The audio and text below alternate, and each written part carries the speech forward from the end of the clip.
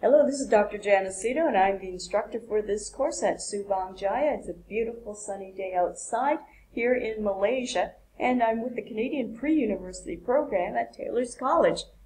So we are now on our fourth assignment, and our fourth assignment is to film a story.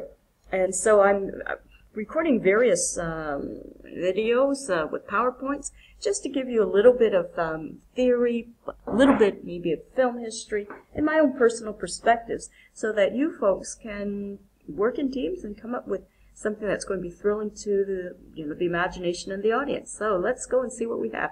So today it's from the story to the script to the screen, and all of you are going to be choosing one audio story in which to film. Now, before we actually go on to film, because it's a big transition, we looked at creating a visual image, which you did with Illustrator, then manipulating it with Photoshop, then creating a story and recording it in Teams, your first group work project, to create a short story that was an audio product. And now we're going into marrying both sound and image to motion pictures, film. One of the things that we've got to look at is, being ethical. Are you aware that your brain, human brains, if you see something on screen, under the right conditions, it's almost like you are experiencing it yourself. The brain doesn't have the capacity to control the emotions that come up when something is impacting you, either when it's reality or if it's just a simulation you see on screen. So in my opinion, to be an ethical filmmaker, actually move the craft forward. Do not do the standard shoot 'em up or the cliche emotional chick flick. Try to strive for something that is going to, stretch you. And there's a lot out there that you could do. So anyways, as a filmmaker, you just have you don't know the power you have, because working with the best technology, and you have an audience which, if they have no distractions, they're sitting for an hour and a half to 2 hours of their time inside a hermetically sealed box, which is the movie theater or cinema, and their attention is focused on what your message is. If you've got high production values, they will feel like they're just right into it. So if you've got, as I say, an appealing story, you've got great sound and production quality, you've got them. So try to do something with that power so that you can advance the human condition. Okay, so that's my thing on this ethics of film. So when you're in film, there's basically three parts to the work. The planning, as they call it, the pre-production. And that's where you want to have, what is it, the vision that you want to translate. And then during the production, that you have the director and the crew and the talent who are going to take what people were thinking about in pre-production and they make it something that is filmed. So maybe using props and dollies and cameras, etc. And then in post-production, whatever shots have been captured on film or digital will then be worked over by the film editor and the sound people in order to really have a good look on the screen. So that the story is a combination of, yes, a lot of people and talent, but if you only have these three roles, you can really do a good job. As you see with the editing software that we have with Premiere and After Effects, pretty well you can fix a lot of things, especially with different shots. If you give your editor enough shots to work with, they can clean up a lot of things. Now, I don't want to minimize it, but they can certainly do a lot with it. So as I say, we're now into this phase. We have gone into the story phase, and you've selected one of the stories from the auto recordings done by the rest of the class. Story. And let me just talk to you a little bit about story. And then there's this film called Adaptation. An adaptation basically takes the work of this fellow, Robert McKee. He used to teach in film schools. He also used to write screenplays himself. And he took what he learned, and he's written a book called Story. And he does seminars, 3-day seminars all around the world called the Story Seminar. So what I'm going to do is I'm going to just show you a clip of Robert McKee in action. Now, because Screencast-O-Matic does not allow me to record sound from the screen, we'll just show you a few seconds of him in action.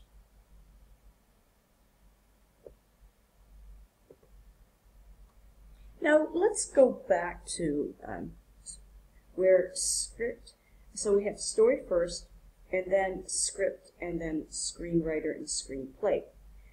What's the difference? Well, basically, a story can be in any form. It could be a novel, it could be a play, it could be anime or comic book. But when you start writing it to be filmed, then it becomes a screenplay. You take it from another source, then it's called an you can win an Oscar for best adapted screenplay, or if you write it yourself, then it's best original screenplay. And Alfred Hitchcock has worked in both of those, so I've got something there. Hold on. So Alfred Hitchcock has commissioned his own screenplays, for example, North by Northwest, and he's also had his team adapt another story. So one of the things I want you folks to keep in mind is that when you have your audio story, the teams that decide to use the audio story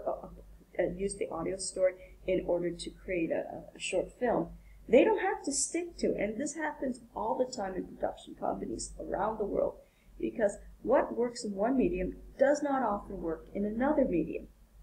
So I'm sorry that if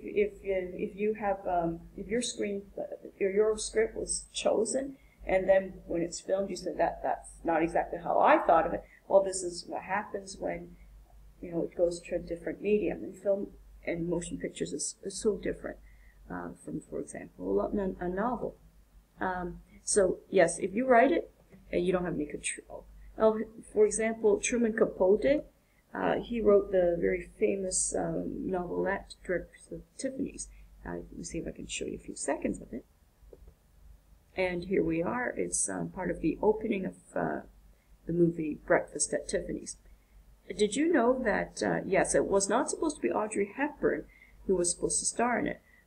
In Truman Capote's mind, he actually thought about Marilyn Monroe.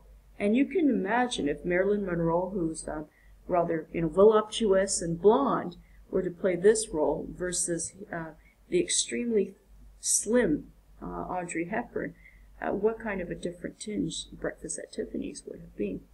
And although Truman Capote, I think he was friendly with Audrey Hepburn, he just couldn't stand the idea. I don't think he really liked the movie at all. It just wasn't his vision. But when you sell the rights to your screenplay, in order to get money, then this is what happens. It doesn't come out the way you want. Now let's go back. Another example is of F. Scott Fitzgerald, who wrote The Great Gatsby.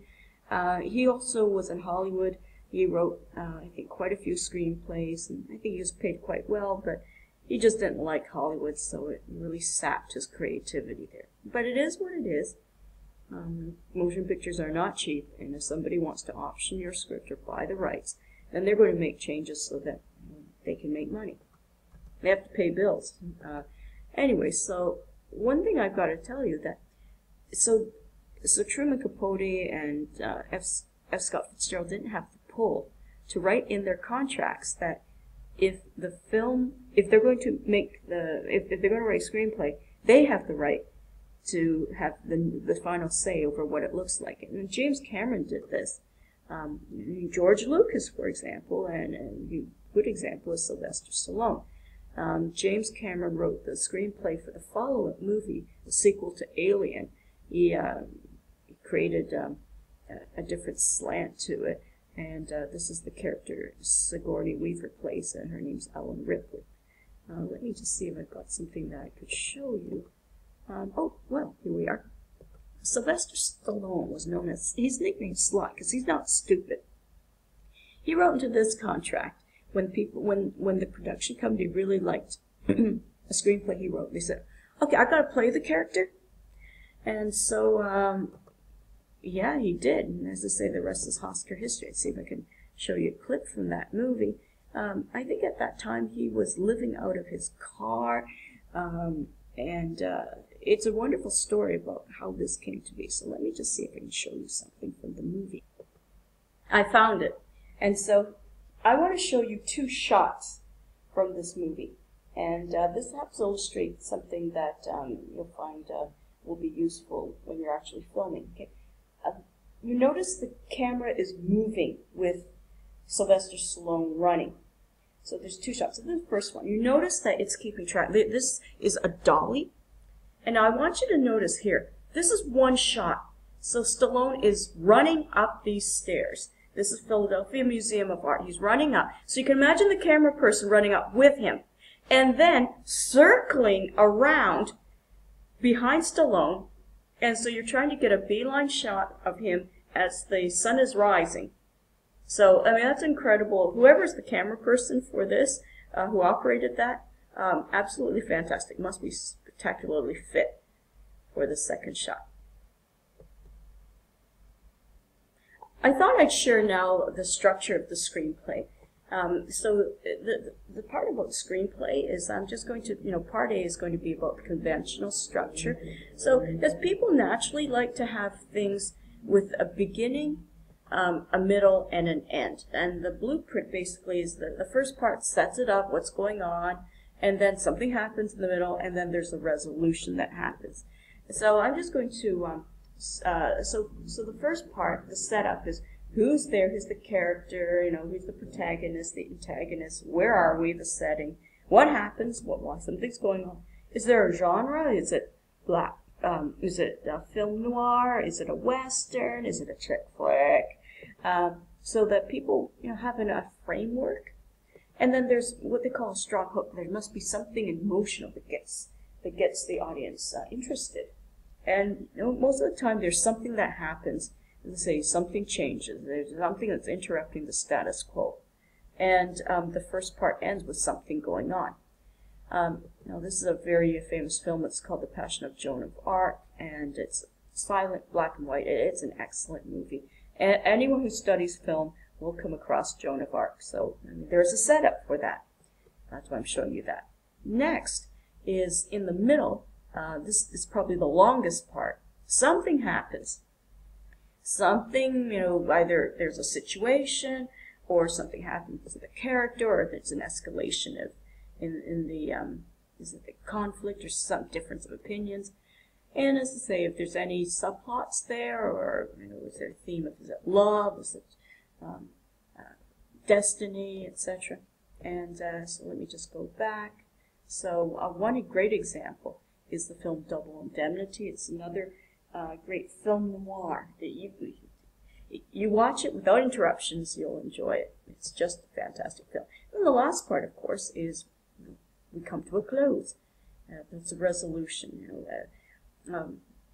There's some movies which I'm actually not fond of, but these action films, there's always an action, and you think things are solved, then there's more stuff, etc. The Terminator doesn't die, he comes back, etc. So, well, anyways, the resolution, it's final, like that's it.